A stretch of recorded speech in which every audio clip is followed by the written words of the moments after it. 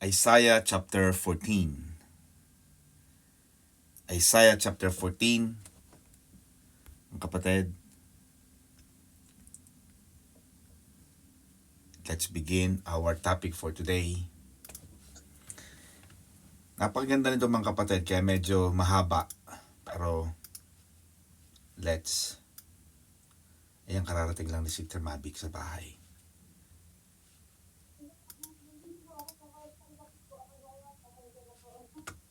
Okay lang kapatid.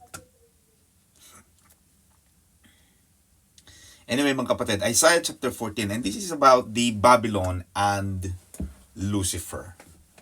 Chapter 14 verse 1 says, "For the Lord will have mercy on Jacob and will still choose Israel from their own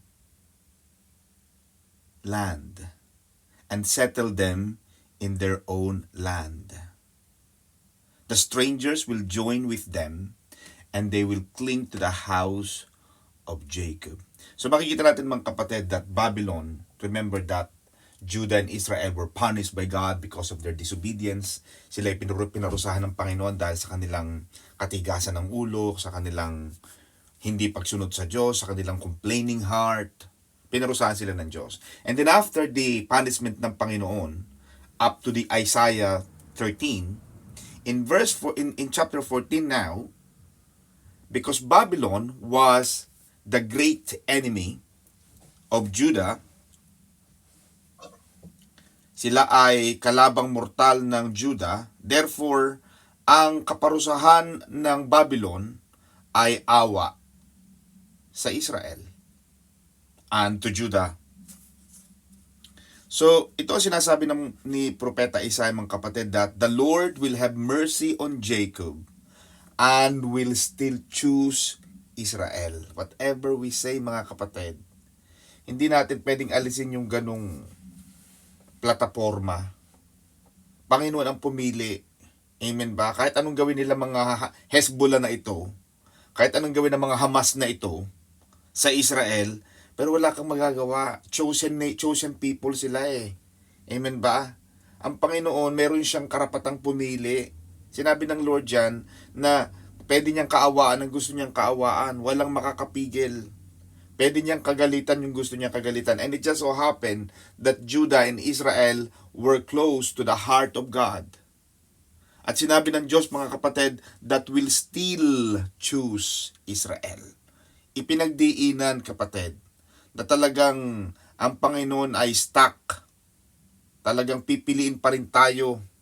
Naalala niyo ba nasabi niyo na ba sa inyong mga parents, mga kapatid, na minsan, Mami, alam mo, Daddy, kahit na siguro sa ikalawang buhay, siguro pag pinapili ulit ako ng Diyos, na kung sino ang gusto kong maging parents, minsan may ganun eh, ikaw pa rin pipiliin ko.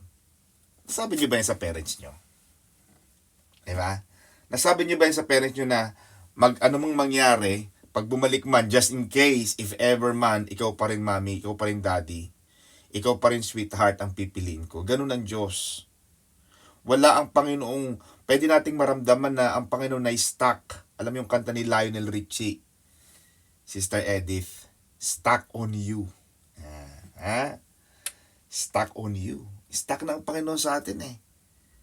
Pwede ang Panginoon pumili ng iba, pero God is stuck on us. At lagi niyang inire-remind, ipinaaalala sa atin, hindi tayo iiwanan ng Panginoon. Tayo lang ang umaalis. Amen ba? Tayo lang naman ang maladora. Gusto lagi nating Dora Faith. Alam mo si Dora, Sister Edith, laging daladala ang balutan, alsa balutan. Amen pa? Parang yung prodigal son, siya ang umalis. Hindi naman siya pinaalis. Bakit ka umalis? Kaya hindi siya hinabol ng God the Father. Pansin mo, hindi siya hinanap. Hinintay, pero hindi siya hinanap. Pero ang Panginoon, pipiliin pa rin niya tayo. He does still choose us and would choose us all over again and again and again. Yan ang kabuti ng Panginoon sa atin. Kahit anong sama. Amen ba, Sister Alice, nung prodigal son? Bagamat hindi siya related sa ating topic, pero just want to emphasize. Yung prodigal son, Sister Edith, napakasama eh. Diba? nagpakasama-sama, nagpakawaldas-waldas ng pera. Amen ba?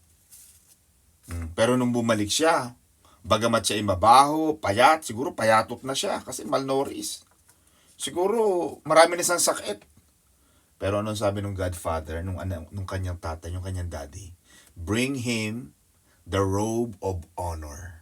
Diba? Ibinalik uli dun sa lalaking anak niya. Kasi anak niya yun eh. Kahit anong nangyari, anak niya pa rin yun. Anak niya pa rin tayo. Naging masama tayo pero pinababalik tayo ng Panginoon. Sabi ng Panginoon, come unto me and I will give you rest. Come unto me, bibigyan ko kayo ng kapahingahan. I will give you back the robe of honor. May pangako ang Panginoon ng restoration sa mga Israelita. Sabi ng Panginoon, and settle them in their own land. There is no best place. The best place, there's no better place than home. Amen ba? Kaya kayo mga kapatid, pag aalis kayo ng bahay, yung mga nagtatrabaho araw-araw, ito mga kapatid, may gumagawa sa akin, kaya hindi ko na kailangan gawin. It just so happen na swerte si Pastor Don. Nandyan si Sister May. Na pagkakabango namin, Sister Edith, ang aming bed, inaayos. Bakit? Para pagbalik mo, Sister Alice, ng bahay mo, maganda ang iyong kama, masarap humiga. Hindi yung pag umalis ka sa kama mo, Diyos ko, nagkalat. Nandun ang thumbtacks, nandun ang stapler, nandun ang gulok, nandun ang arinola sa ibabaw ng kama. Nako, nagkanda, tapon-tapon na ang mga kape. Hindi mo na malaman, pati timba, pati halaman nandoon. Ginagawa ng lagayan ng kama. Amen ba? Because ang sabi ng Panginoon, they will settle them in their own land because there's no better place than home. The promise of restoration to their own land was also important. Kasi ang mga Babylonian talagang pinwersa na alisin, i-depopulate ang Judah. Amen ba? Nagkaroon ng exile. Pinaalis ang mga Israelita at ang mga taga-Judah sa kanilang mga lupain. Napakahirap noon. Yung lumilikas, kaya mapapansin mo, Sister Cecil, yung mga tinatamaan ng bulkan, pag pumunta ka sa Taal Volcano, malapit kami dyan, sa Batangas, puntahan mo yung mga taga-Agoncillo, Taal, Lemery, na napapalibutan ng Tagaytay, Cavite, walang umaalis. Kahit sumasabog ng bulkan, ayaw nilang umalis, napakahirap umalis. Amen ba? Isa sa pinakamahirap na gawain ng tao, Sister Diana Rose, ang lumikas. Yung mag-migrate, ang hirap niyan. Yung maglipat ng bahay, ay my God. Talagang kahindik-hindik. Maglilipat ka, Diyos ko, lalo na yung mga matatanda. Pag naglipat, isang tao lang, Diyos ko, ang gamit, isang van malaki, parang loader. Talagang kailangan ng 10-wheeler, aanin mo ba yan? Ang hirap maglipat kasi over the years, marami ka nang naipon. Pero ang ginawa ng mga taga-Babylon sa mga taga-Judah, talagang pinwersang paalisin sila. So yung pangako ng Panginoon na ibabalik sila sa kanilang mga lupain, napakalaking bagay. Amen ba? Papansin mo, pag uuwi ka ng Pilipinas, Sister Edith, siguro pag uuwi mo ng Pilipinas after 21 years, di ba? Parang you feel like, I'm coming home. Di ba? Pag narinig mo yung kinakanta ni Michael Bublé, Coming Home for Christmas, di ba? Parang you feel like you are very, you have won, you have conquered, parang kang nakatumama sa jackpot. Bakit? It's a precious thing to be resettled. Malaking bagay na makabalik ka sa iyong bayang sinilangan. Makita mo muli, may mga kapatid. Kaya yung mga nagkabisa na, umuwi-uwi kayo mga kapatid. Amen. May mga kapatid naman tayo dyan na may mga airlines, may mga ticketing officer, pwede namang hulug-hulugan. Kaya ang ginagawa ni Pastor Don, January pa lang, maghulog-hulog na kayo. Hindi yung bibili kayo ng Pasko, December, bibili kayo ng ticket, siyempre mahal na. Amen ba? Kaya ngayon pa lang January, uwi ka ng December 2024, mag-umpisa ka na. Tama na yung pamimili sa Primark at 1 pound store. Masarap umuwi. The strangers will be joined with them. Ito raw mga kapatid ay nagpapatungkol naman sa mga Gentiles like us. Tayo, Sister Edith, ay hindi mga Israelita. Amen ba? Wala naman tayong mga damit sa ulo at tayo naman ay walang mga balbas na mahahaba. Yung mga Israel, di ba, mahahaba? Tayo ay mga Gentiles. Kaya yung strangers, tayo yon. yung pagbabalik at pagtitipon-tipon ng mga tao ng Diyos, bayan ng Panginoon, bayan ng Diyos, Israel yan, would invite Gentiles to receive the goodness of God with them. Tayo man ay pagpapalain din. Amen ba? Pag pinagpala ng Panginoon ng Judah at ang Israel, yung mga strangers like us, tayo man ay pagpapalain din ng Diyos. Amen ba?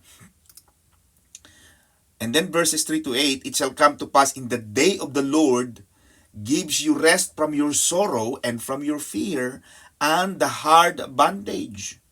Amen ba? Darating ang araw ng Panginoon, Sister Lorraine, na tayo daw ay magkakaroon ng kapahingahan. May magpapahinga, magde-day off din daw ang kalungkutan.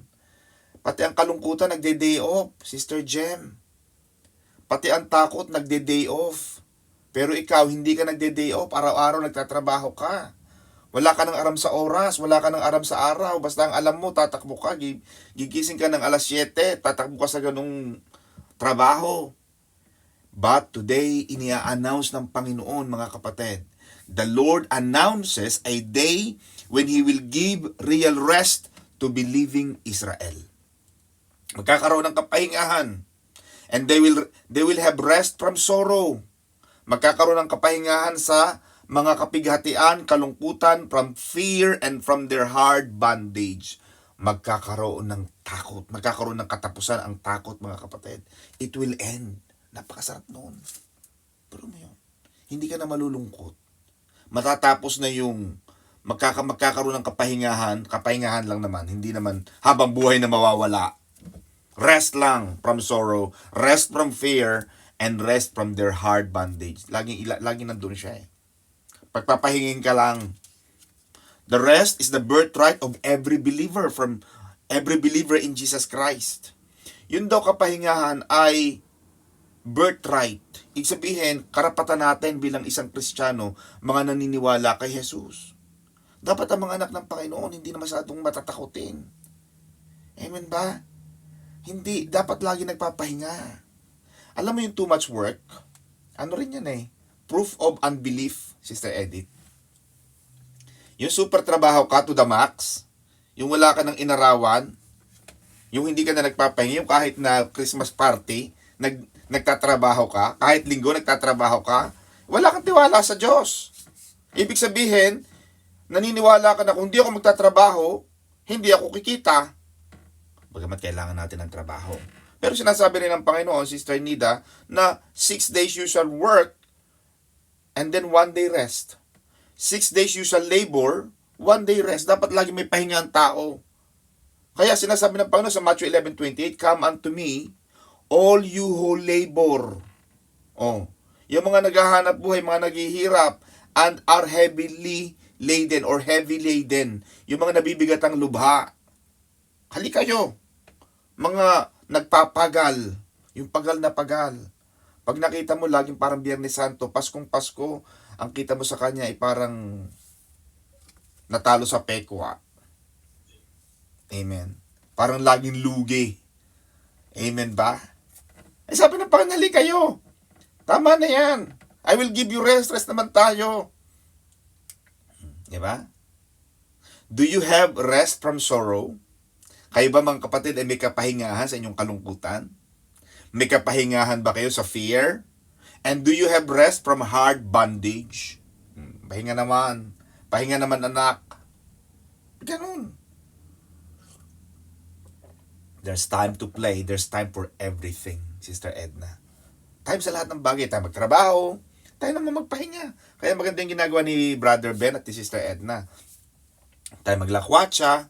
Tayo magtrabaho. Diba? Yan ang buhay. Kailangan may ganun tayong balance. May ganung synergy. Now, bakit sinasabi ng Panginoon, why does God tell His people that na may yung destiny, yung magiging kahihinatnan ng Babylon? Bakit sinasabi ng Panginoon, what is in it for us? Why does God say that to His people? Alam mo, Sister Cecil, upang malaman natin, tanda natin ito mga kapatid, upang malaman natin na itong mga ginagawa, upang malaman ng mga taga-Israel noon, ng mga taga-Juda noon na yung mga yung mga ginagawa ng yung mga taga-Babylon, yung hari ng Babylon, yung mga leaders ng Babylon, at si Satanas ay matatapos. Magkakaroon ng ending, magkakaroon ng ultimatum, magkakaroon ng katapusan ang ginagawang pangmamaltrato, pangmamahiya, pang-aalipin ng mga taga-Babylon. Hindi magtatagal yan, hindi habang buhay. At minsan sinasabi natin na, if I only knew then what I know now, minsan ganoon eh. Parang kung alam ko lang na, diba? Yung mga tipong, kung alam ko lang na ganito pala. Diba? Sana, noon pa. Kung alam ko lang na ganito magiging kahihinatnan, dapat, ganito palang ginawa ko. Pero God is allowing us the opportunity to know now what we will see in the future, to allow it to affect our thinking and our actions. Para malaman natin, Sister Jem, para malaman natin na yung nangyayari ngayon, hindi ito magtatagal. Itong ginagawang pangmamaltrato ng mga taga-Babylon noon, God is telling the Israelites na, hintay lang kayo. Darating din ang katapusan ng mga yan. And I'm giving you the glimpse of a future. Binibigyan kita ng isang pangitain. Binibigyan kita ng isang tanda na ito ang magaganap sa mga hinaharap. Binibigyan tayo ng pagkakataon ng Panginoon na malaman natin ngayon ang mangyayari sa kinabukasan. How good God is. Para alam natin na ang ginagawa natin ito ay hindi nawawalan ng kabuluhan. Yung ating pagtatanim, yung ating pagsisikap, yung ating paglilingkod. Ano ang sabi ng Panginoon? There was one time where the disciples came to Jesus. And they were telling Jesus, Panginoon, ano na po ang mangyayari sa amin? Iniwanan po namin ang aming mga pamilya. Iniwanan po namin ang aming mga hanap buhay. Iniwanan po namin ang lahat sa amin. Ano na po ang mangyayari sa amin kung susunod kami sa iyo? Ano ang sabi ni Jesus sa kanila? Mga anak, mga alagad, anyone, those amongst you who left their family, their houses, their children on my sake, for my sake, ay hindi mawawalan ng hindi pwedeng umalis ng walang reward. I am the rewarder of your faith. I am the rewarder of your service. Hindi mawawalang kabuluhan ang lahat ng inyong mga ginagawang pagsisikap at paglilingkod sa Panginoon. And God is allowing us to see the opportunity now. Ito ang sinasabi ng Panginoon. Bakit niya sinasabi sa mga taga-Israel at mga taga-Juda na patatapos din yung mga buhay ng mga taga-Babylon na yan upang makita ng mga taga-Israel at ng mga taga-Juda na kung sila'y magpapatuloy sa Panginoon. Amen. I think hindi alam ni Sister Tess na naka-on siya. Thank you, Sister Tess. Amen. Upang makita nila, upang itong mga nangyayari mga kapatid, upang yung kanilang mga ginagawa, malaman nila na, okay, sinabi ng Panginoon sa akin to na ito ang magaganap. Binibigyan ka ng Panginoon ng bolang krustal. Magpatuloy ka. Maglingkod ka, manampalataya ka, maniwala ka. God is doing something better. May ginagawa ang Panginoon. Yes, daraan ka, you are gonna be in the heat of the fire. Kaya makikita mo yung mga giant, may mga giants of faith. I think Sister Marivic, can you mute Sister Tess? Medyo hindi niya siguro alam. Baka may ginagawa sa dito ay hindi niya alam.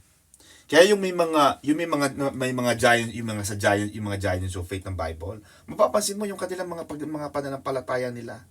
Their faith sees the impossibility. Nakikita nila na like yung the three Hebrews teenagers, Shadrach, Meshach, and Abednego. Pinalilihod sila ni Nebuchadnezzar. Sabi nila, pag hindi kayo lumuhod, mamamatay kayo. Pero nasabi ng tatlong binatang Hebreo, na mahal na hari, sorry po, mawalang galang po, pero hindi po namin kayang gawin yan. Dahil kami po ay mga anak ng kataas-taasan Diyos. Hindi po kami pwedeng lumuhod dyan sa ginawang ribulto. At kahit po ikamatay namin ito, ay okay lang po sa amin. At naniniwala po kami na pag kami po ay ipinapatay ninyo or inilagay po nyo kami sa horno, ililigtas po kami ng aming Panginoon Diyos. na kataas-taasan Diyos. At kahit na hindi po kami ligtas ng Panginoon, kahit na mamatay po kami sa ganitong pananampalataya, anong sabi ng 3 Hebrews teenagers? Mahal na hari, hindi pa rin po kami luluhod. Because great faith see what God can do. When you know the nature and when we know the character of God, ibinibigay ng Panginoon sa atin ang kanyang ang part of His characters, part of His nature. Yung natural sa Diyos na ibigay sa atin ang lahat ng magagandang bagay. Kaya sinasabi ng Panginoon ang mga magaganap. How the oppressor has ceased. God wants us to know. Gustong malaman natin, gusto ng Panginoon na malaman natin na bilang na ang araw ng mga taga-Babylon, which is Satanas. There will come a day when his oppression has ceased, and when the Lord will break the staff of the wicked and the scepters of the rulers. Now, Sister Michelle, matatandaan mo yung there was one time Jesus was in a place na pinalayas niya yung demonyo sa tao. Diba? Kaya mapapansin mo, ang demonyo gumagamit palagi ng tao eh. And if you understand, Sister Mavic, the teaching that we had on Sunday, that the greatest event in the human history is not when man planted his step on the moon. The greatest event in the human history is when God stepped on planet Earth. When God became human. Nung ang Diyos Ama, ang Diyos ay nagkatawang tao, yun ang pinakamagandang nangyari sa kasaysayan ng tao. And I will link this to our topic. When Jesus went to a place in the Bible, may isang kaya ang Diablo gumagamit ng tao eh. Napapansin mo? Gumagamit siya ng body. Ginamit ni Satanas ang ahas. Gumagamit ang si Satanas ng tao. Because they are spirit. Satan is a spirit. Saint Paul said this, that we are not fighting against flesh and blood. But what we are fighting against are the principalities in the heavenly realms. Ang kalaban natin, hindi yung mga tao. Kasi minsan, sasanib lang ang Diablo sa tao eh. Kaya gumagamit si Satanas ng mga tao. Gumagamit si Satanas ng hayop. Gumagamit si Satanas ng iba't ibang mga bagay at mga tao upang siya ay makapagsalita. That's why, because in the book of Genesis, ulitin ko lang sandali, ibinigay ng Diyos sa tao ang dominion. God said in the book of Genesis chapter 1 and chapter 3, that He gave the dominion, the ruling of the entirety of the earth to man, to Adam. Ibinigay ng Panginoon. Inalis ng Panginoon yung kanyang personality sa daigdig. Therefore, yung tao, siya na ang makapangyarihan, siya ang may kapangyarihan sa pag-govern ng buong daigdig. So God cannot revoke His word. Hindi niya pwedeng tanggalin yung kanyang sinabi because God is God. When God says something, He must do it. So inalis ng Panginoon ang kanyang personality, ang kanyang persona sa daigdig. That's why, because God is a spirit. Hindi pwedeng halo-halo. Tao ang nasa mundo, tapos may espiritong pag-alagala. No. God has to use, just like Satan, he used serpent. Just like Satan, he used man to speak. Because Satan is a spirit. God has to use a body of Jesus. Free from sins. That's why it's important. The incarnation of Jesus Christ from being God to become the baby Jesus is one of the most important event. I think for me,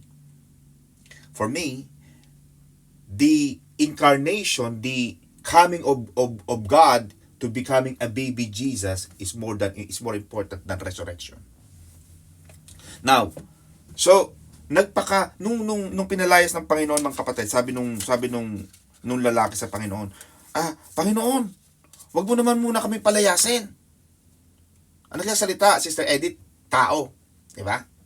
Sabi nung lalaki, Panginoong Isus, papalayasin mo na kami? Huwag tandaan mo, Panginoon, hindi pa tapos. Hindi pa tapos ang aming kontrata. Meron pa kaming pagkakataon dito sa lupa. Sabihin, hindi pa pinapatay ng Diyos. Nandun pa siya eh. So, Satan, the devil, the demons, spoke as a man. And Jesus said, okay, I agree. Sabi ng mga demonyo, Panginoon, pwede po bang pumunta kami sa mga baboy? Kaya ang Panginoon, ang diablo, ang mga demonyo, pumunta doon sa baboy. So, pero makikita mo rito, Sister Presi, na aalisin ng Panginoon, hihinto, matatapos ang kasamaan nitong mga masasamang taong ito ng mga taga-Babylon. Kaya sometimes, mga kapatid, minsan napapagod tayo, minsan nadi-discourage tayo. Minsan nadi-discourage tayo, napapagod tayo sa atake, sa gawa ni Satanas. Na parang iniisip natin, Sister Edna, na habang buhay na itong nangyayari sa atin. Pero, kung alam lang natin how short Satan's time is. Kasi kakunti natitira sa kanya eh. Kakunti ng panahon, Sister Mavic, ang natitira kay Satanas. Kaya si Satanas nag-o-overtime. Double time. In short, this is an encouragement to us. Alam natin ang ginagawa ni Satanas na to, hindi ito magtatagal. Sinisira lang ni Satanas ang ating mga kokote. Talagang pinapahina niya lang. Pinapahina ang ating pananampalataya. Talagang pinapanghina ka. Talagang ipapakita sa iyo ang mga kawalan, ang sakit, ang karamdaman, ang kakulangan. The devil will show that to you to discourage you, to attack you, and to make you weak. Pero now, God is telling, I will break. I will stop. I will stop the oppressor, and I will break the staff of the wicked and the scepter of the rulers. Because scepter, mga kapatid, scepter is, yung scepter mga kapatid, imagine mo itong hawak ko, Sister Presi, ito ay scepter. Alam mo, pag ikaw ay galing sa mga kingdom na countries like United Kingdom, sa mga kapatid ko nasa ibang bansa, the scepter is the symbol of authority. Amen, mga kapatid. Yan ay simbolo ng otoridad, ng kapangyarihan. Kaya pag binasag ng Panginoon ang kapangyarihan ng mga haring ito, ng mga oppressor na ito, ng mga umaalipin na ito, wala na silang magagawa. And it is a reminder for us. It is an encouragement for us na ang mga kabigatang ito, ang mga pagluhang ito, ang mga suliranan ito, Sister Edith, ay hindi na magtatagal. Dapat may ganun tayong mentality, mga kapatid.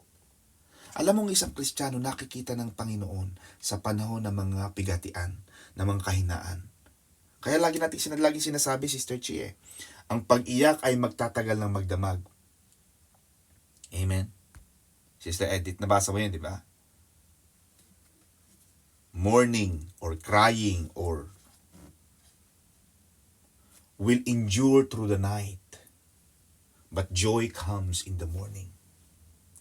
Yes, minsan papayagan ng Panginoon yung kapighatian na yun. Pero tandaan mo, nasisirain ng Panginoon hindi habang buhay yan. Amen, mga kapatid? He who struck the people in wrath, who ruled the nations in anger. Itong dating si Satanas na ito na dating umalipusta, the one who once persecuted is himself persecuted and no one hinders. Dating si Satanas na nang-aalipin, dating siya ang oppressor, siya ngayon ang nagpapahina, siya ang mananakop, siya ang nag-aalipin, siya ngayon ang magiging alipin. And the whole earth is at rest and quiet, and they even break forth into singing. Amen? Kapag dumating na yung kahinaan, yung dating leader na masyadong nang-aapi sa bayan, siya naman ang aapihin. Siya naman ang magiging kawawa. Kasi ginawa niyang kawawa ang mga tao. Pero darating ang Panginoon Sabi ng Panginoon, yung haring ito na naging na kumawawa sa mga tao, ako naman ang kalaban niya. Siya naman ang magiging kawawa ngayon. And it gives us the joy. Even the trees rejoice over the fall of the king of Babylon.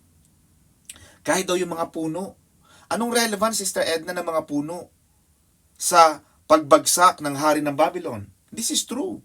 Of the king of the literal Babylon, mga kapatid, ito ay totoo because the attacking kings cut down thousands of trees for both fuel and lumber, leaving Israel and Lebanon deforested.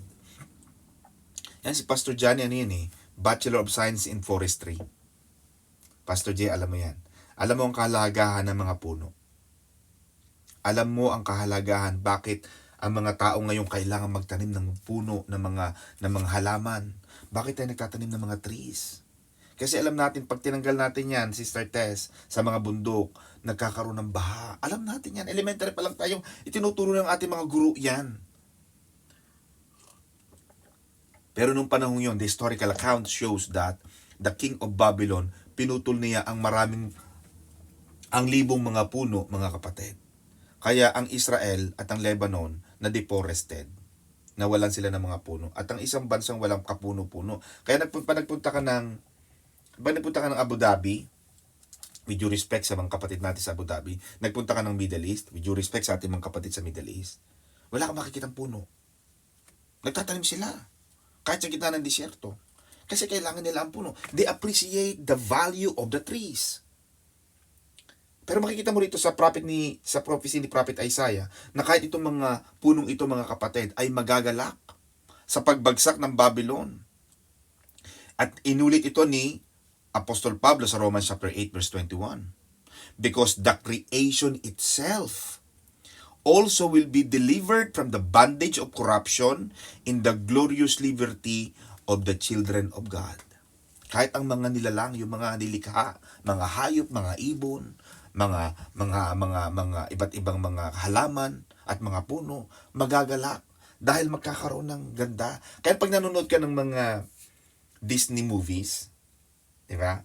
Sister Edna, Sister Edith, pag nanonood ako ng mga, kasi minsan, sina Jewel, ang gusto palagi nila, mga Moana, mga Mulan, yung mga Disney pictures. Yung huli namin pinanood, ano yun na pag ang isang bansa, parang sinumpa, laging gray.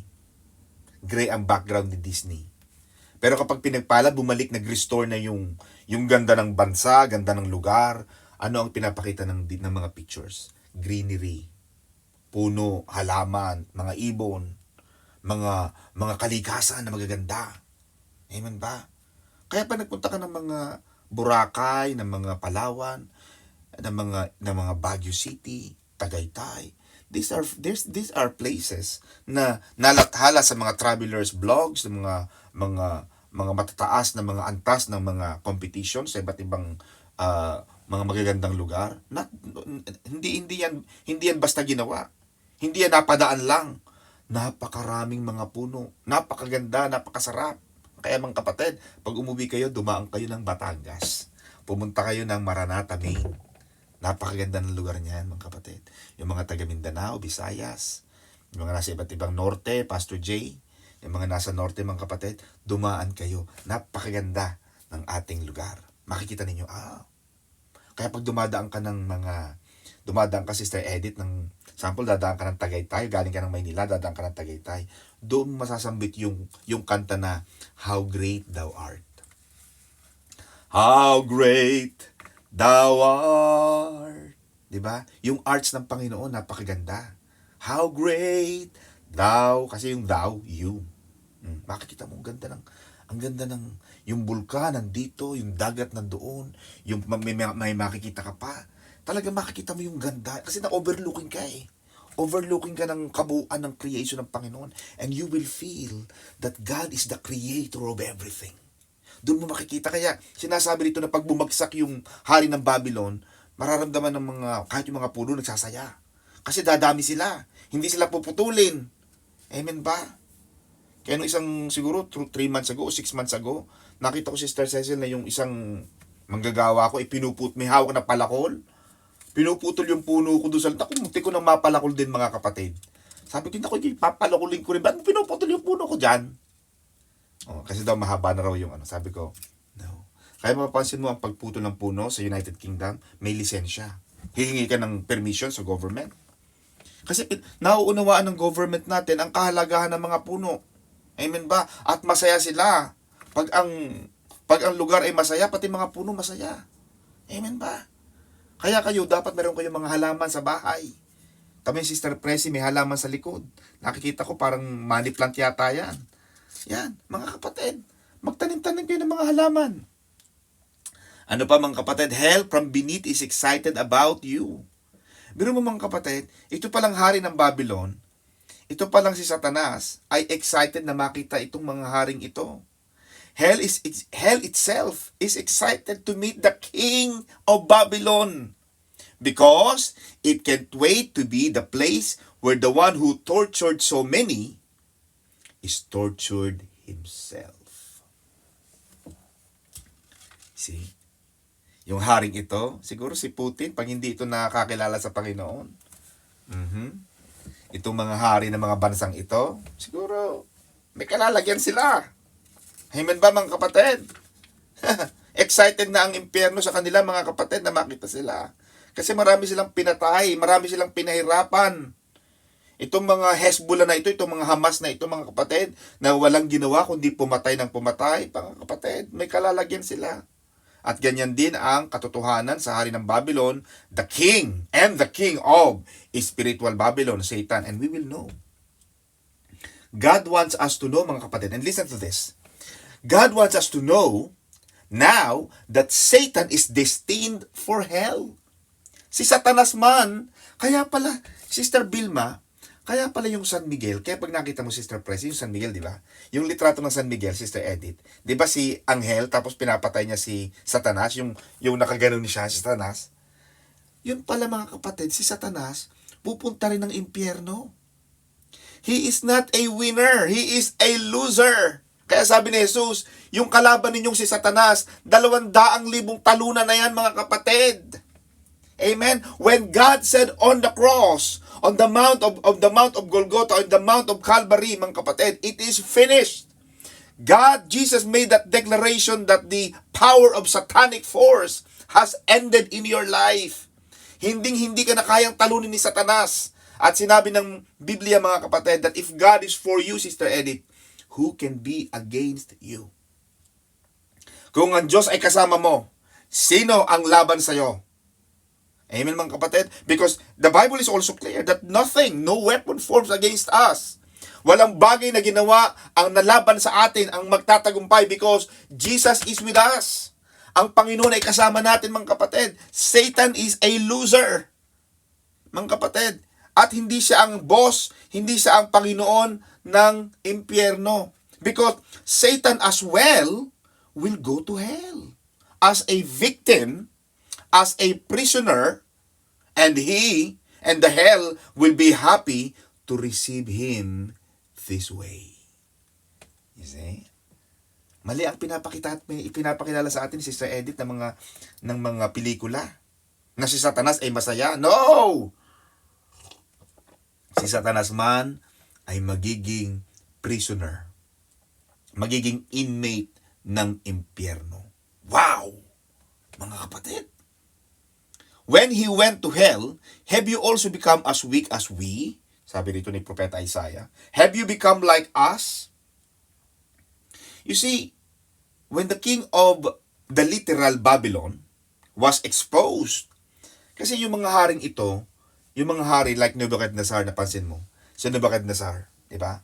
Napansin niya, sabi Sister Rose ng Nebuchadnezzar, ako ang gumawa ng lahat ng mga magagandang bagay dito sa Babylon. Babylon became the center of commerce, the center of trade, the center of industry. Siya ang naging Makati. Siya ang naging London, siya ang naging Singapore, siya ang naging financial hub ng buong civilization, yung Babylon. And King Nebuchadnezzar thought, Sister Edith, that it was his doing.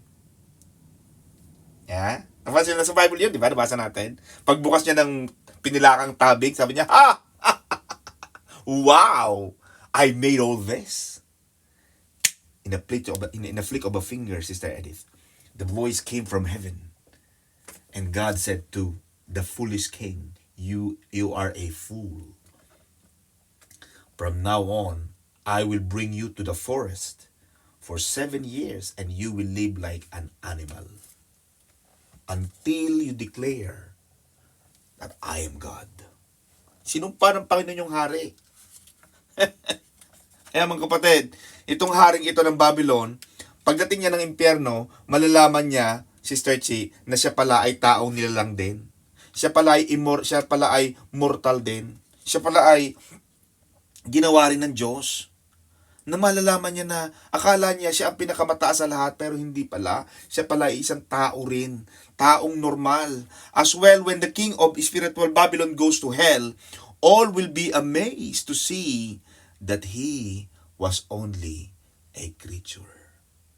Kayo mga pupunta sa impyerno, mga kapatid, at sana wala kayo doon. Joke lang. Joke. Nandun din si Satanas. Kasama ng mga pupunta ng impyerno, Sister Maribik, si Taning. Amen? Kaya, mga kapatid, pagsikapan natin, Sister Tess, na tayo ay tumakbo. We run this race of faith until we see Jesus face to face. At minsan may mga Kristiyano, mga kapatid, na mataas ang tingin nila kay Satanas. Ini-exaggerate nila ang kapangyarihan ni Satanas. Si Satanas, ginawa rin lang ng Diyos. Hindi naman sa Diyos. Satan, is also a creation. He is also a created being. He is not God. And we think, at minsan maraming Kristiyano, maraming tao ang nag-iisip na akala nila kapantay ng Diyos si Satanas. Na parang right and wrong. Na parang ang Diyos ang ilaw at si Satanas ang kadiliman. No. At as para lang opposite, parang akala ng mga tao na si Satanas ay in equal stature with God. But God wants us to know what everyone will know someday, that Satan is a mere creature and is in no way the opposite of God. He has nothing with God. Walang magawa si Satanas. When Jesus spoke with Satan after 40 days of fasting and prayer, what did Jesus say to Satan? And this proves, and this is one of your greatest verses that you can challenge the Muslim. Because the Muslim doesn't believe that Jesus said he is God. The Muslim usually say, Jesus did not say he is God.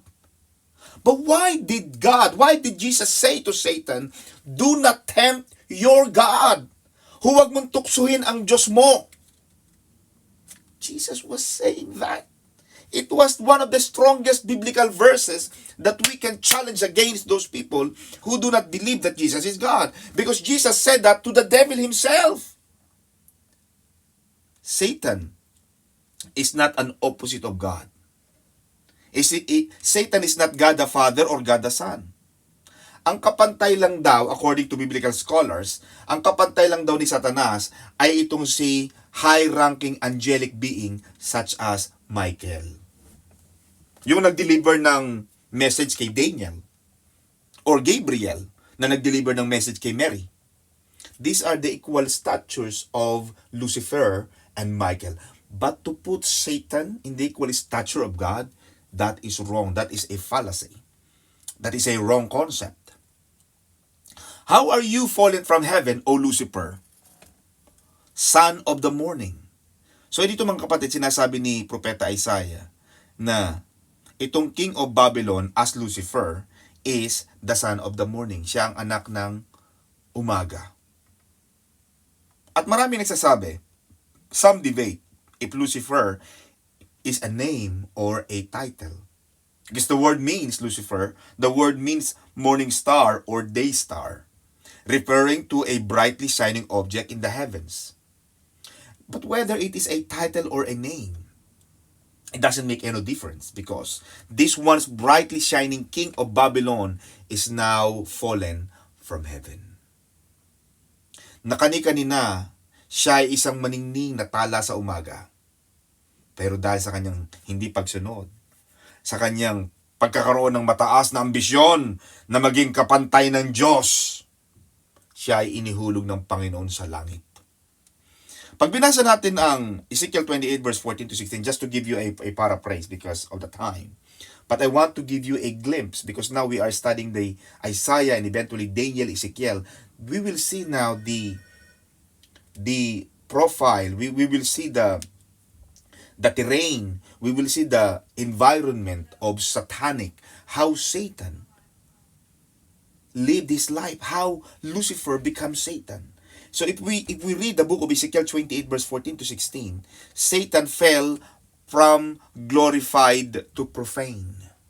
Siya ay dating maganda, siya ay dating tinatanghal, dinadakila, pero ngayon siya ay tinatawanan at ibinabasa ng Panginoon. Jesus spoke in Luke chapter 10 verse 18 when Jesus said he saw Satan fall like lightning from heaven.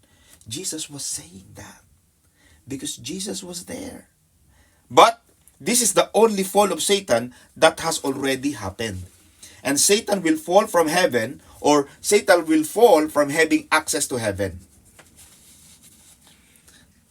Magkakaroon ng babagsak si Satanas. Kaya pag binasa mo ang John chapter 1 verse 12, mga kapatid, babagsak si Satanas. And the book of Zechariah chapter 3 verse 1, and magkakaroon siya ng restriction on the earth. Revelations 2:9.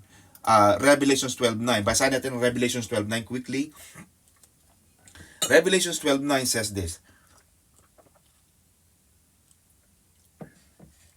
The great dragon was cast out, the serpent of old. We're talking about the ancient. The serpent of old, called the devil, with a big letter D, which means that noun is important. That noun makes an emphasis. It's not a normal letter D, small letter D. Kasi pag maliit na letter D, Sister Edith, normal na demonyo lang.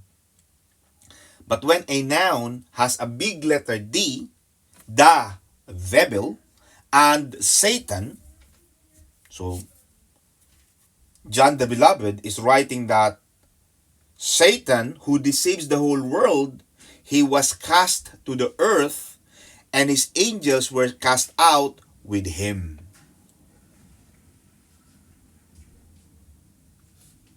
So makikita natin mga kapatid na mawawalan siya ng, magiging restricted siya, magiging persona non grata siya sa daigdig.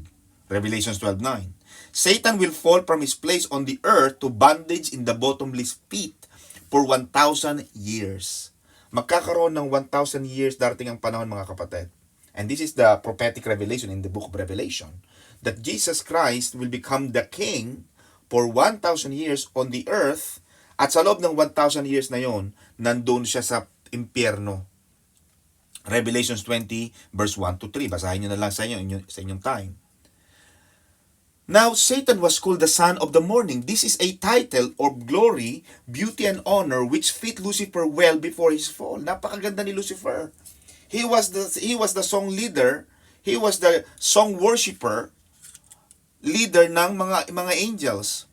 The morning is glorious, and in Hebrew, sinasabi na kapag si ganito ay anak ni ganito, siya ay, ang kanyang katangian ay ganito. So ganun din si Satanas, si Lucifer. He was characterized by the glory of the morning. Jesus himself is called the bright and the morning star, Revelation 22 verse 16. Satan, although a created being, had some of these qualities in himself, but no wonder Satan himself, kaya si Satanas, kaya niyang mag-transform himself into an angel of light. Kaya mag-iingat kayo mga kapatid sa mga demonyong nagaanyong anghel ng kaliwanagan, na marami ang matutukso, marami ang maililigaw mga kapatid. Kaya sabi dito, how you are cut down to the ground. Kaya makikita mo na napakataas nitong si Lucifer. talagang napakaliwanag, napakaganda. One so bright, one so beautiful, one so shining is now cut down to the ground. Kaya makikita mo na siya ngayon ay talagang pinutol hanggang sa lupa. For you have said into your heart. Now you will understand, Sister Diana Rose, that there was a saying from Prophet Isaiah, for you have said in your heart, nagsalita siya sa puso niya eh. Hindi, maaring din niya sinabi. There was no expressed oral declaration from his mouth. But Satan, Lucifer, spoke from the heart. The fall was prompted by something he said, even though he never said it with his lips. But it was enough that he said it in his heart. God see the content of your heart. Nakikita ng Diyos, mga kapatid, ang laman ng ating puso. The Bible is clear, Sister Tess. Ang sabi ng Biblia, out of the abundance of the heart, mouth speaks. Di ba? Yung laman ng puso, Sister Edith, sasabihin niya ng bibig. I will ascend into heaven. I will exalt my throne above the stars of God. I will also sit on the mount of the congregation. I will ascend above the heights. I will be like the Most High. Napakataas na ambisyon ni Lucifer. Talagang tinaasan niya. Yung kanyang pride, yung kanyang mataas na ambisyon, self-will, mga kapatid. Yung kanyang I will statements. Yan, mga kapatid, ay nagpapatunay na si Satanas, si Lucifer ay self-obsessed, self-focused. Amen ba? Mga kapatid, mahilig sa mag-selfie. Amen ba?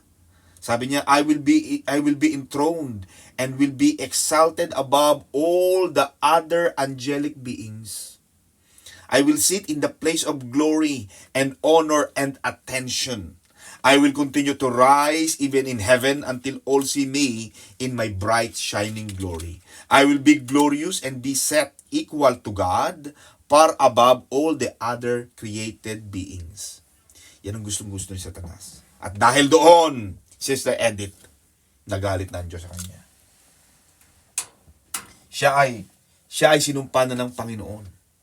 We see in these statements not so much a desire to exalt. Hindi sinabi ni Satanas na gusto kong mas makataas pa sa Diyos. Ang gusto lang ni Satanas, maging kapantay ng Diyos. It seems Satan's desire ay hindi maging mas mataas pa. Pero yung parangalan, luwalhatiin, bigyan ng mataas na pagpupugay, mas mataas sa ibang mga anghel, above the stars of God, receiving the glory and attention one would receive, being next to God, equal with God like the Most High, yun ang ikinagalit ng Diyos sa kanya. And Lucifer was certainly a glorious angel. Siya ay bituin, tala sa umaga. And he was called, according to Ezekiel 28 verse 12 and verses 14, he was called the seal of perfection, full of wisdom and perfect in beauty, the anointed cherub who covers in. Talagang napakaganda ni Lucifer. Kaya mapapansin mo, in the book of Genesis, nung lumabas si Cain outside the paradise, may mga iba ng mga nilalang. And there were theories,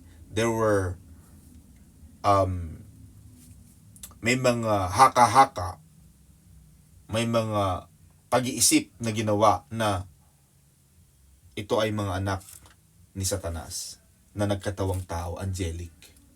Kaya ang anak nila, ang gaganda. Sobrang gaganda because, burin mo, ang lahi mo, ang gaganda. Kaya, those are the theories. I will be like the Most High. Now, what, mga kapatid, Sister Lorraine, what prompted Satan's desire to exalt himself to above all other creatures?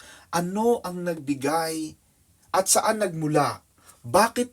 Kasi if heaven is perfect, why would something like this is able to come in? Bakit nagkaroon ng ganitong pagnanasa si Satanas? At ito, mga kapatid, marahil na ito ang naging dahilan na naging rebelde si Satanas. Perhaps maaaring nireject ni Satanas ang plano ng Panginoon na gumawa ng mga tao ayon sa kanyang wangis at larawan.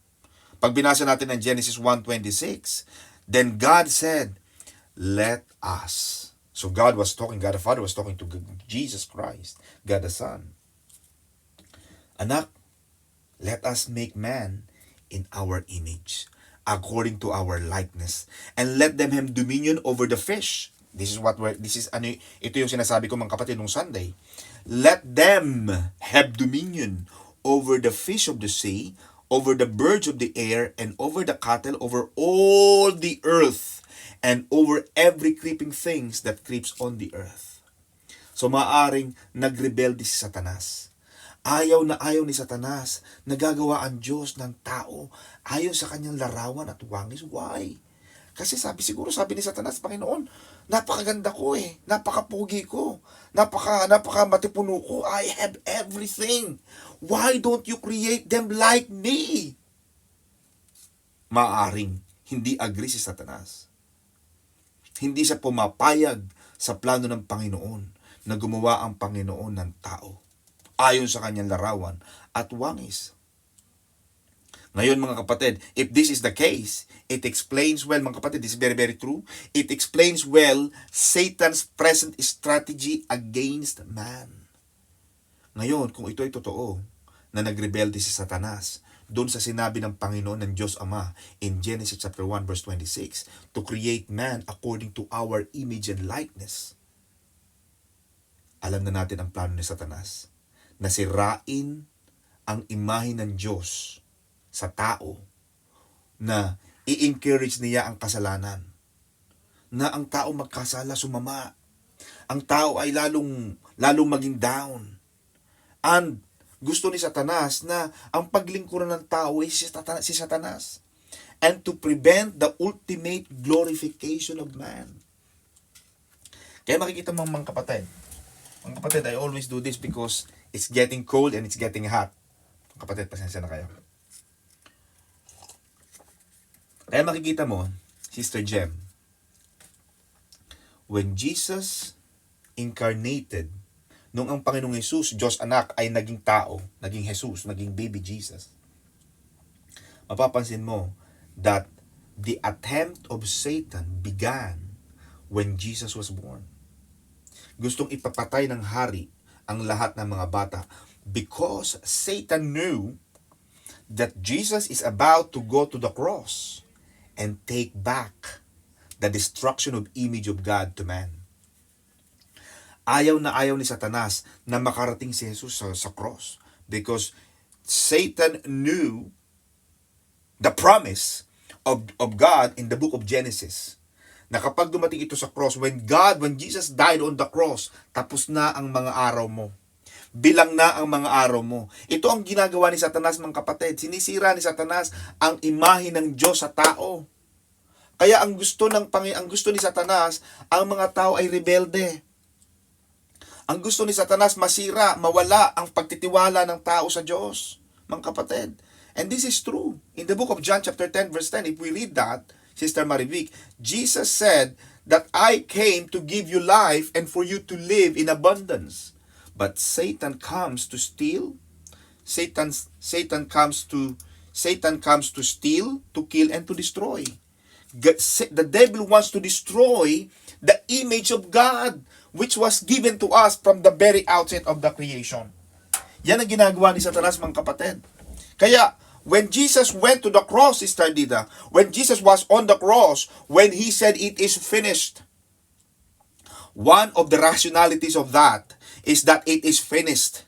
Tapos na ang mga araw ni Satanas, and God, Jesus Christ, took back the image, took back the power that Satan took from man. Kinuha ni Satanas sa tao ang kapangyarihang yon. Inalis ni Satanas ang imahe ng Diyos sa tao.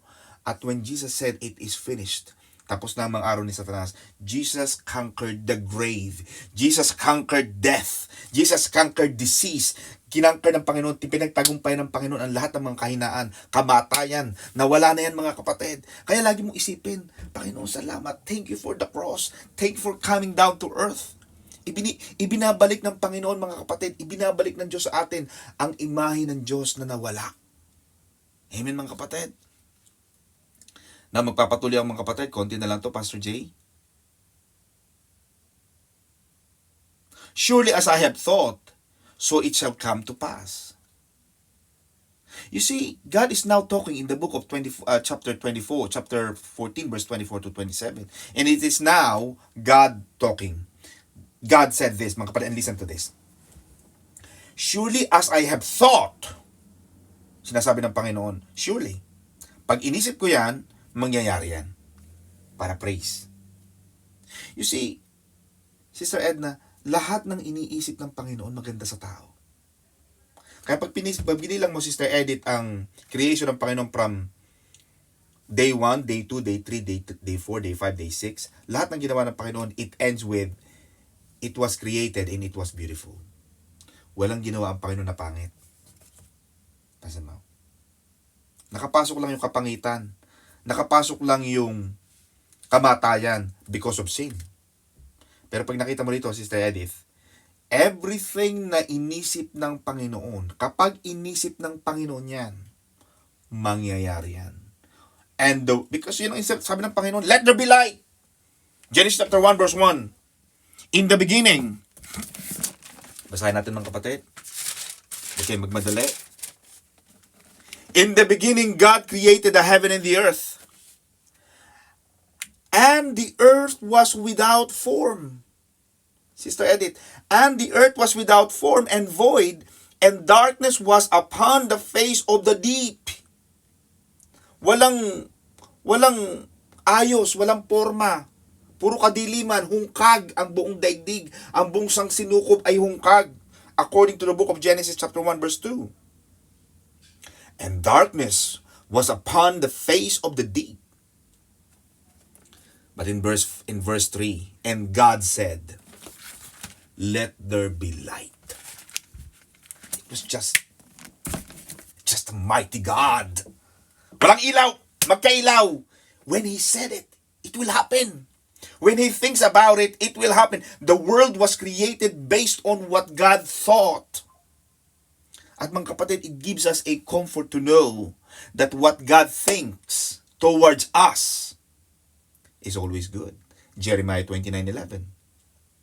For I know the thoughts that I had think toward you, says the Lord, thoughts of peace and not of evil, to give you a future and a hope.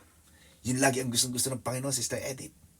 Na ang plano ng Panginoon sa buhay mo, kung alam mo lamang, Edita, na sa ika-21 years of your life, you will see my favor, you will see my goodness, you will see my kindness, love, and mercy.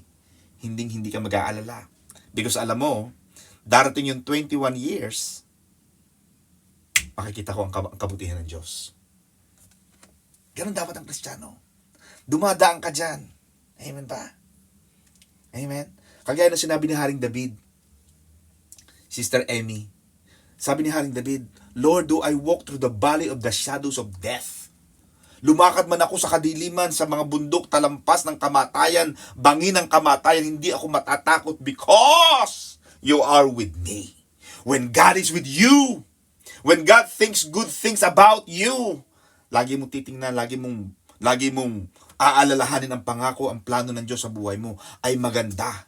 Hindi ka binigyan ng Panginoon, hindi ka bibigyan ng Panginoon ng kasamaan, mga kapatid.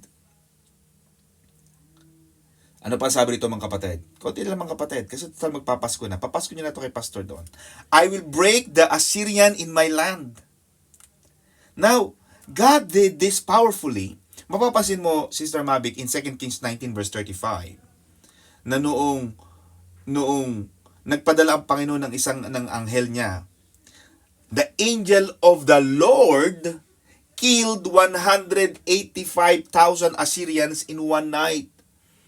Pagising ng mga taga-Juda, patay na lahat ang mga 185,000 na mga sundalo at mga mandirigma ng mga taga-Assyrian. We have to remember, Sister Marivic, that Assyrians was better than Babylon. Yes, I think few verses ago, or few chapters ago, we knew that Babylon is a superpower. But Babylon was not in comparison with the Assyrians, because Assyrians are on the top of their game. Assyrians were top. Then Babylon was the second. But when God moved, when God arise, 185,000 dead Assyrian soldiers in one night. Walang ginawa ang mga taga-Israelita, Sister Edith. Wala silang ginawa, hindi sila nakipaglaban. Pag nakita mo, Sister Edith, ang ginawa ng Panginoon, when you understand the biblical concept, when God said there was a mighty wall of Jericho, hindi nila makonquer ang Jericho because Jericho was on the way to the promised land. Dadaan sila ng Jericho. So kailangan nilang hindi sila pwedeng lumampas sa lugar ng Jericho hangga't hindi nila tinatalo ang hari ng Jericho. Kasi hindi sila palampasin eh. Pero ano sabi ng Panginoon sa kanila? Don't worry. I just want you to sing. I just want you to go around 7 times. On 7 days, on the 7th day, it will collapse. The mighty walls of Jericho collapsed. They did not do anything. How powerful this God is, mga kapatid. Anong problema ang hindi kayang gawin ng Panginoon ng kalutasan?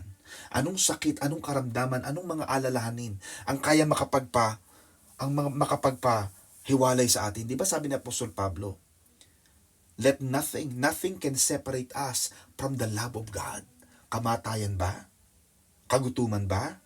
Mga anghel ba? Mga demonyo? Sabi ni Apostol Pablo, no. Nothing can separate you from the love of God. Kasi kung alam mo lamang ang pagmamahal, ang pag-ibig ng Diyos sa iyo, kapatid, hindi ka matatakot dahil alam mo, kapatid, na hindi ka pababayaan ng Panginoon. Jesus said this, and every day, Sister Edith, I keep repeating this, mga kapatid. Sa buong Biblia, Sister Maribik, palaging inuulit ng Biblia 365 times in the Bible. Jesus said, God said, the Lord said, fear not. Do not be afraid. Do not worry. Huwag kang mag-alala, kapatid. Bakit? Kasama mo ang Diyos. God promised to Joshua, chapter 1, have I not commanded you? Sabi ng Panginoon, Sister Edith, hindi ba kita inutusan? Pag-uutos. Sister Edith, hindi pakikiusap. Ang sabi ng Panginoon kay Joshua, when he was about to lead the Israelites after the death of Moses, God said to Joshua, have I not commanded you? It's a command. It's not a please, it's not a pleading. It is a command from the Lord of hosts. Have I not commanded you? Do not be afraid, because I will be with you until the end of the earth. My God. Mga kapatid, when I realized that, Sister Edith, sabi ko, Panginoon, hindi pwedeng hindi ako magtatagumpay sa buhay ko. Bakit? Panginoon, pinangako mo sa akin to eh. Ipinangako mo, Panginoon, na hindi mo ko iiwanan. I will never leave you. I will never forsake you. And I always tell this, Sister Edith. Baliktarin mo yung sinabi ng Panginoon Jesus ng I will never leave you or I will never forsake you. Baliktarin mo ang basa doon, Sister Edith, pareho din ang meaning. You forsake, you leave, neither will I. Hindi ka iiwanan ng Panginoon. Bakit? Si Satanas, dadayain ka lang niya eh. Ang pwede niya sabihin, Edith, natatandaan mo, nahuli ka ng 2 beses. Hindi kaya ito ay 3 beses pa. Ganito rin ang sistema. Ganito rin ang nangyari nung panahon yun. Nakikita mo, nagpapanik ka. But now, if you only knew that Satan is a defeated enemy, siya ay talunang kaaway, hindi mo na sa dapat pakinggan. Bakit? Kasama mo na ang Panginoon. Why worry? Sabi ni Jesus, why worry? Do not worry about tomorrow. Let tomorrow be worried about himself. Sabi ng Panginoon.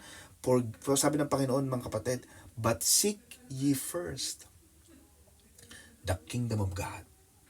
And all these things, everything that you worry about, shall be added unto you. Kaya mga kapatid, lagi kong sinasabi, and I will finish this. Lagi kong sinasabi sa mga kabataan na nakikipag-usap sa akin, maglingkod kayo sa Diyos. Maglingkod kayo sa Panginoon. Tayo mga magulang, i-encourage yung mga anak nyo, mga kapatid, na maglingkod sa Panginoon. You will never find success. You will never find the true satisfaction of life. If we are going to run away, we are gonna be like Jonah, Sister Edith. We are going to be like Jonah, Sister Michelle. We are gonna be running away from Nineveh. We are trying to go to Tarsis, but God will curse. Nandoon ang sumpa ng Panginoon. Kaya maalon ang bangka, di ba? Sister Edith, mapansin mo yung pinunta ni Jonah, maalon yung bangka. Hindi siya halos masira na yung bangka, halos mamatay na sila. But when Jonah obeyed, submitted himself to God, and decided, I am going to Nineveh, Lord, nagkaroon ng kapayapaan. I found out, mga kapatid, that the secret of success is to seeking first the kingdom of God. The seeking first of the kingdom of God is serving in His vineyards. Yung paglilingkod sa Panginoon, mga kapatid, yung ginagawa natin paglilingkod. Kaya yung ginawa natin, Pastor Jay, tama ka, nung linggo, kitang-kita ng Panginoon ang pagsisikap. Ang saya-saya. Yung paglundag. Parang ano lang. Talagang yung pagsisikap. Sina Brother Matt, sina Sister Marivic. Mga kapatid, yung lahat ng inyong paglilingkod. Yung mga choreographer natin, ang ating leader, si Sister Paula ng mga kabataan. Kitang-kita ng Panginoon ang ating mga pastoral staff, Pastor Jay, kina Sister Arlene, kina Sister Erlinda, sa ating mga manggagawa, mga kapatid. Kitang-kita ng Panginoon ang inyong mga pagsisikap. And when God sees the content of your heart, mapapansin mo si Satanas, hindi niya sinabi ng bibig, pero kita ng Panginoon, because God can search the motives. God can search the heart. God can scan the heart. Kita ng Panginoon, pagkita ng Panginoon, Sister Edith, ang iyong paglilingkod, ang laman ng iyong puso na makapaglingkod. Sabi ng Panginoon, maghintay ka lang. I am a great rewarder. Hindi pwedeng maglilingkod ka sa Kanya tapos wala kang bayad. Lagi ang Panginoon nagbabayad. Amen ba? May nakita ka ba na inapi ng Panginoon? Hindi. Because the God that we serve is a God of justice. Kaya makikita mo yung mga tao naglingkod ng alas 9, pumasok, sabi ko, babayaran kita nito. Yung pumasok ng alas 3, sabi ng Panginoon, babayaran kita nito. Laging nagbabayad ang Panginoon sa mga taong naging tapat na lingkod ng Panginoon. Amen. Kaya mga kapatid, sa ating paglilingkod, sa ating pagtakbo, sa ating pananampalataya, maglingkod tayo, umasa tayo, na hindi tayo pababayaan ng Panginoon. Mahal na mahal tayo ng Panginoon, mga kapatid. Hindi pa tapos ang laban. Kaya, sabi pa mga kapatid, God always accomplishes His purpose. Pag inisip ng Panginoon niya, Sister Edith, what I plan for you is to give you a hope, a future. Hindi mabibigo ang Panginoon. Amen? Kahit na, even when we have no trust at all in our own plan, makakaasa ka na ang pangako, makakaasa ka na ang layunin, yung purpose ng Panginoon, makakaasa ka. Gagawin ng Panginoon yung Jeremiah 29:11. Because I know the plans I have for you. I know the thoughts that I think toward you, says the Lord. Sister Edith, hindi si Pastor Don ang nagsasabi, hindi si Pastor Jay, hindi si Bishop, hindi si Pastoralita. No. It is being said by the Lord. Thoughts of peace, makakaroon ka ng kapayapaan. Sister Edith, kapayapaan, hindi ka na matataranta, hindi ka na mag-iisip. Naku, baka may kumatok na naman. No. Sabi ng Panginoon. And thoughts of not of evil. Ang sabi pa ng Panginoon, nag-iisip ako kung ano ang magagandang kinabukasan, kung anong mga magagandang pag-asa ang ibibigay ko sa iyo. Kaya mga kapatid, tayo mga anak ng Diyos, dapat conqueror tayo. We are more than a conqueror. Mga kapatid, sa pagdating ng Paskong ito, tandaan natin na dumating si Jesus upang ibalik sa atin ang imahe ng Diyos. God built in upon us the power we are destined to succeed. Binigyan ka ng DNA, Sister Edith, ng Panginoon. Meron kang in you, built in sa'yo, Sister Edith, ang magtagumpay. Because God made us according to His image and His likeness. Amen? Palakpakan natin ang Lord, mga kapatid. And God bless you, Pastor Jay and Sister Marivic. Maraming salamat po.